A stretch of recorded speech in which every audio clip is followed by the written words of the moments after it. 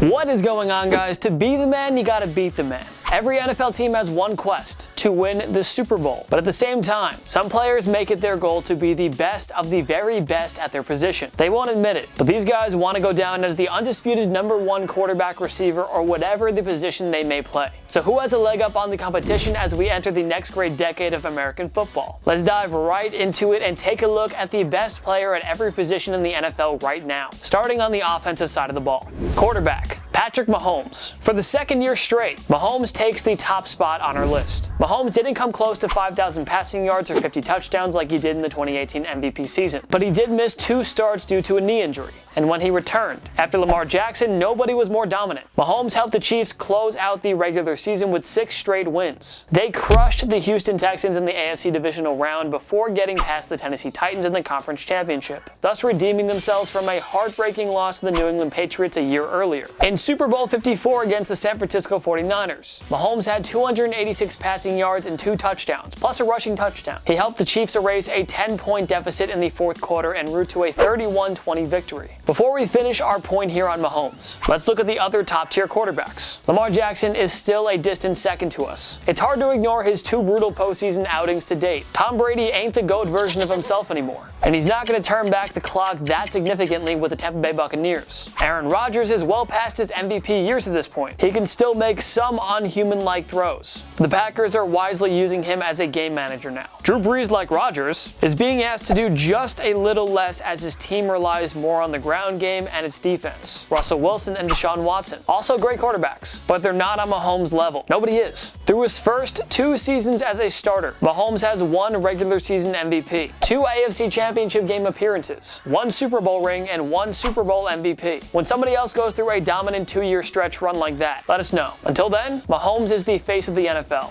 Running back, EZEKIEL Elliott. Life comes at you fast. Example, just 2 years ago, Todd Gurley, Le'Veon Bell, and David Johnson belonged in this conversation. Now, all 3 are lucky to even be #1 running backs on their own teams at this stage of their respective careers. With 2018 rookie sensation Saquon Barkley missing time in 2018, we can't put him here yet. Derrick Henry won the rushing title, but he hasn't been as consistent as Zeke, so the Dallas Cowboys running back takes the crown here. Elliott recorded 1,357 rushing yards in 2019, good for 4th in the league. The $90 million man has racked up 5,405 rushing yards and 40 touchdowns through his first 4 NFL seasons. He already has 2 rushing titles on his resume. If Henry can get somewhat close to his dream 2019 season, or if Barkley can stay healthy, then Elliott may be toppled here. We better not discount Christian McCaffrey, who became just the 3rd member of the 1,000 club in 2019. So for now, Zeke is still the best running back in the NFL. Insert change my mind meme here. Wide receiver, Michael Thomas. Julio Jones and Antonio Brown used to be the top 2 receivers in the NFL, but the New Orleans Saints superstar placed himself in his own class for the 2019 season. Can't guard Mike set an NFL single-season record with 149 receptions. He also finished with a whopping 1,725 receiving yards, far and away the most in the NFL. Only 3 players had more TD receptions than Thomas, who finished with 9. Thomas has recorded 3 straight 100-catch seasons and 4 straight 1,000-yard campaigns to begin his career. Thomas is the new #1 receiver in the NFL.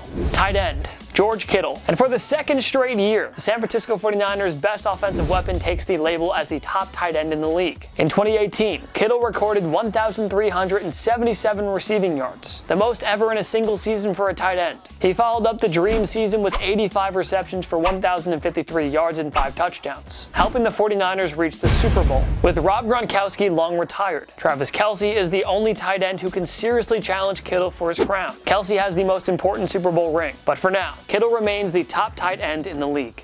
Fullback, Kyle Juszczyk. They say fullbacks are a dying breed in the NFL. Try telling that to Kittle's teammate. Coming off his 4th straight Pro Bowl selection, he looks poised to hold down this title for a long time. He's listed as a fullback, even though he only had 3 carries for 7 rushing yards in 2019. He was a secret weapon in the passing game, catching 20 passes for 239 yards and a touchdown. He had a touchdown in the Super Bowl loss to Kansas City as well. Just keep doing your thing, Kyle. There are barely any other somewhat productive fullbacks in the NFL anymore. Now, just a note before we dive into the offensive linemen, some of the game's top guards and tackles alternate between the left and right positions. To keep it simple, we decided to have 2 guards and 2 tackles, regardless of which side they play. Offensive tackle, Ryan Ramczyk. The Saints came away with quite the haul at the 2017 draft. Marshawn Lattimore, Ryan Ramczyk, Marcus Williams, and Alvin Kamara. Just straight up unfair. The Saints drafted Ramczyk 32nd overall, obtaining that pick from the New England Patriots in the Brandon Cooks blockbuster trade. Losing a playmaking wideout of Cooks' caliber hurt, but Ramczyk made the trade worthwhile. He earned a second-team All-Pro selection in 2018, helping New Orleans reach the NFC Championship game, where the officials completely blew it for them. He took his game to a whole new level in 2019, earning a first-team All-Pro selection. Pro Football Focus gave him their running back award after earning a grade of 91.8 in that department. And by the way, this guy allowed 0 sacks in 2019. Think about that for a second. Per PFF, he gave up 20 total pressures on the 2019 season. No wonder Drew Brees has continued to play at such a high level, and no wonder Kamara is among the league's flashiest running backs. Offensive tackle, Mitchell Schwartz. He was quietly one of the NFL's most dominant offensive linemen for a while, but Schwartz finally received more recognition during the Chiefs' Super Bowl season. A year after earning a first-team All-Pro selection, Schwartz was named a second-team All-Pro for the 3rd time in his career. Schwartz, by the way, gave up 0 sacks during the 2019 season. He played 1,046 snaps per PFF.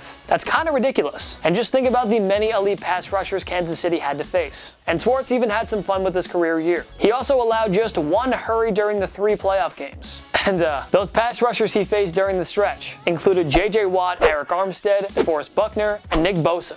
Mitch, stop it. We're not worthy. Is now a bad time to mention that Schwartz spent his first 4 seasons with the Cleveland Browns? Who'd have thought that this guy becomes such a star in Kansas City after leaving the NFL's saddest team? That Andy Reid guy sure knows how to utilize his talent. Center, Jason Kelce. And for the 3rd year straight, the backbone of the Philadelphia Eagles offensive line takes our title as the NFL's best center. Many offensive linemen seem to slow down as they get up there in age, but that hasn't been the case with Kelce. He earned his 3rd career Pro Bowl selection in 2019, and he was named a first-team All-Pro for the 3rd straight year. Kelce, unsurprisingly, was graded as the best center by PFF for the 2019 season. According to calculations, the dude didn't miss a single snap either. The Eagles were ravaged by injuries during the 2019 season, but Kelce and the Philly O-line kept the offense sane. They barely managed to snag a postseason berth for the 3rd consecutive year, but without Kelce and company, the Eagles probably missed the playoffs altogether. As usual, the Eagles will rely on Kelce to keep Carson Wentz upright and to keep the always dominant rushing game going. Offensive guard, Quenton Nelson.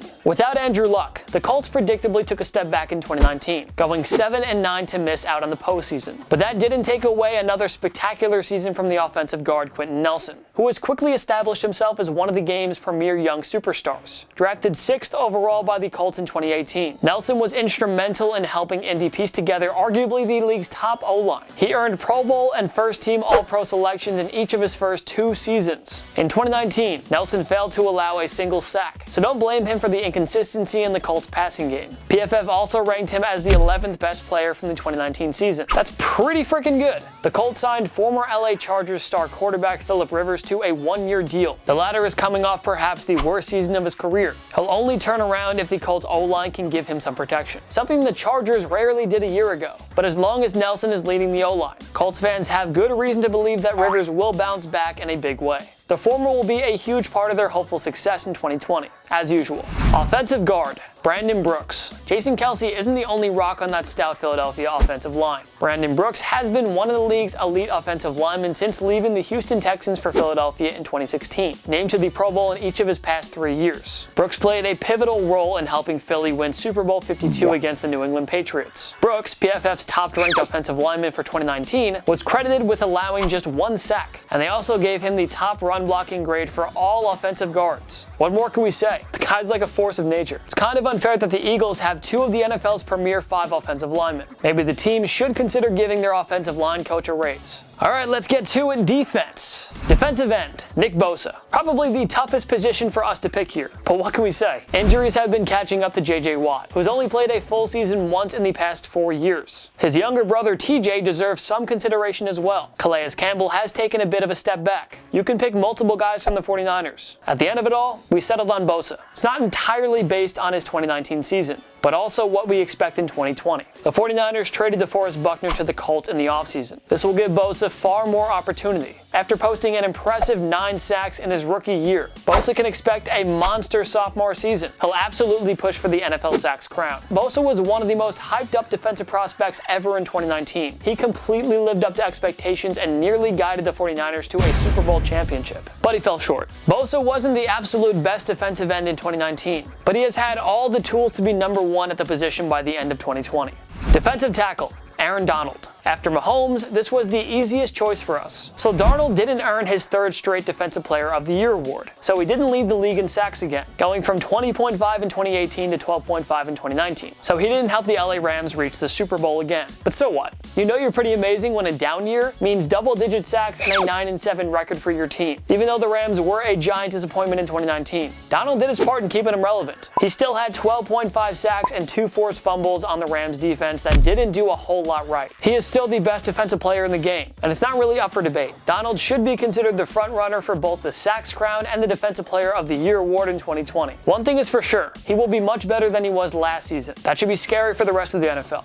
Outside linebacker, Khalil Mack. Like Aaron Donald, Mack regressed a bit in 2019, but the vast majority of NFL linebackers would love to consider 8.5 sacks, 4 passes defended, and 5 forced fumbles a down year for their standards. Mack and the entire Chicago Bears team regressed as a whole, but we're talking about a former Defensive Player of the Year here. Mack is simply way too skilled and dominant to endure another season without double-digit sacks. Mack is still the anchor of that Chicago defense. He'll regain his old form in 2020, as the Bears try to lock down a second playoff spot in 3 years. That all comes down to the play of Mitch Trubisky and/or Nick Foles. Inside linebacker, Bobby Wagner. Luke Kuechly held down his title before his unexpected retirement in 2020. It now belongs to Bobby Wagner of the Seattle Seahawks. Wagner was often overlooked during the Legion of Boom days, and when the Seahawks had pass rushing studs Michael Bennett and Cliff Averill. But now everyone knows that this defense starts and ends with Wagner. Coming off his first 5th-team All-Pro selection, Wagner has set a golden standard for inside linebackers.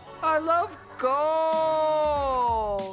He's a complete game changer in every single aspect, leading the league in tackles during the 2016 and 2019 seasons. Seattle's defense has experienced quite the regression since the Legion of Boom broke up, but Wagner has prevented the unit from falling apart entirely. He'll continue to be a central part of their future Super Bowl quest for many years to come. Who's up to challenge Wagner for the best inside linebacker title? It's going to take a lot to dethrone this guy. Cornerback, Stephon Gilmore. Defensive backs aren't supposed to win Defensive Player of the Year awards these days, so I guess Stephon Gilmore is pretty good. 2019 marked the final season of the Tom Brady era, and though New England's offense never really got it going, they finished with the NFL's best scoring defense. That all started with Gilmore. The dude completely eliminated the opposing team's top wide receiver, except for Devontae Parker of the Miami Dolphins in 2017.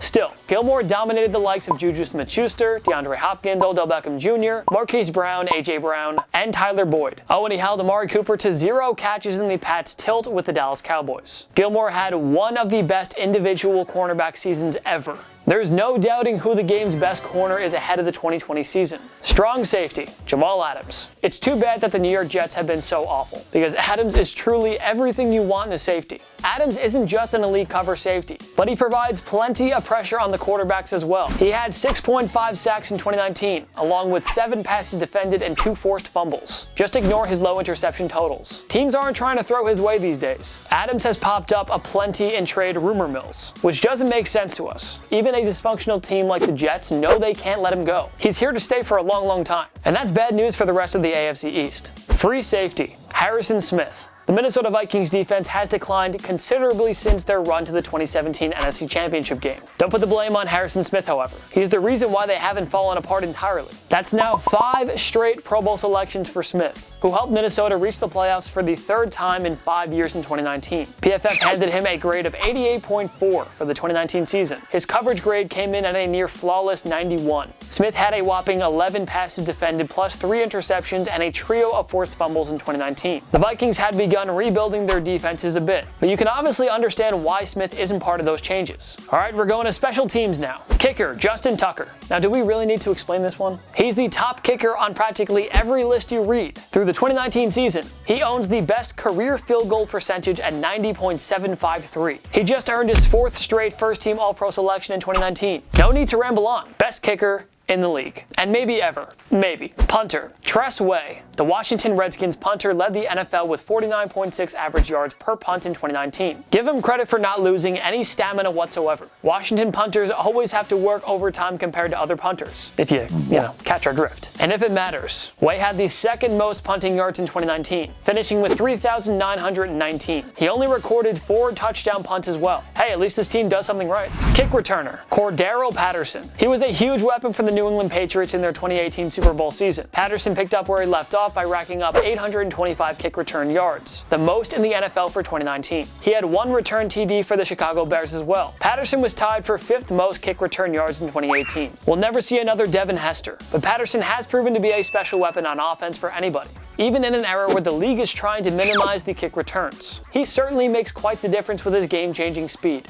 Punt returner. DeONTE Harris. The New Orleans Saints speedster led the NFL with 338 punt return yards in 2019, including 1 touchdown. He added 644 kick return yards as well. Think about that. Nearly an extra 1,000 yards just on special teams for his Saints. Wow, it's pretty good. Harris earned Pro Bowl and first-team All-Pro selections in his rookie 2019 season. The Saints truly have no weakness on their roster. What changes would you make to our list? Join me in the comment section below. Comment down below what you thought about this list, because you usually do. And we want to see your comments. We look at literally every single one of them. Every one. Make sure to follow myself and TPS on social media. We post great content all the time. TikTok, Instagram, Twitter, we're on everything. Go find us. Give us a follow. I make funny TikToks. You should go watch them and give it a like. If you like this video, give it a like. It takes 1 click down below. And if you want to subscribe to TPS, then subscribe. The red button down below as well. Of course, thank you so much for watching. I'm Jason Biondo. I'll see you next time. My knee.